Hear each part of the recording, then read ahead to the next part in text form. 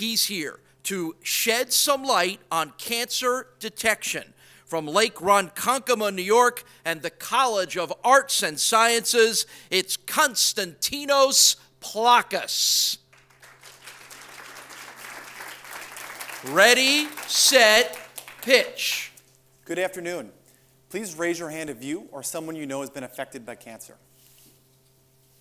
Me too. I lost my aunt when I was about 13. For every 10 of you joining us in the audience today, 4 of you will be diagnosed with cancer at some point throughout your life. Of those that are diagnosed, up to 20% won't survive their battle.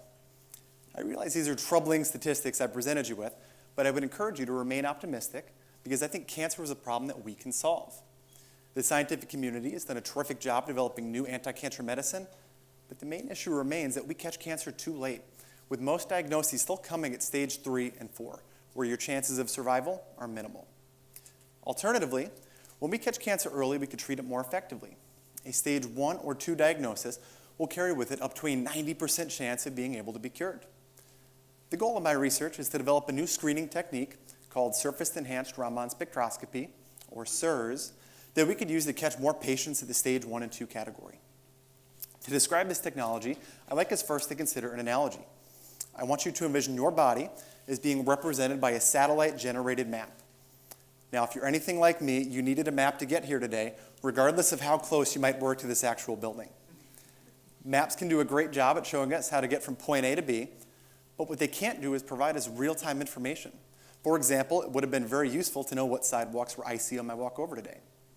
Instead, it would be much more useful if we had a reporter, someone who could sort of travel our route for us and then give us information back in real time.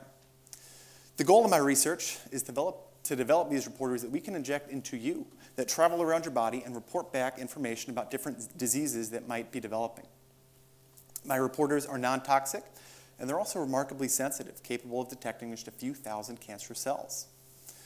Something else of note is that my reporters and this technology is minimally invasive, much more so than current clinical imaging like X-rays, MRIs, and CAT scans, meaning that the 70% of cancer deaths that occur worldwide in developing countries, we can now image and detect and treat there too.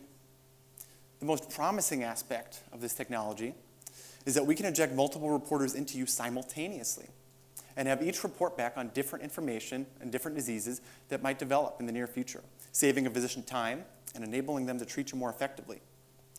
Now, if you think this sounds far-fetched or too good to be true, well, then I'm happy to say this is already in use in operating rooms with our collaborators in the United Kingdom.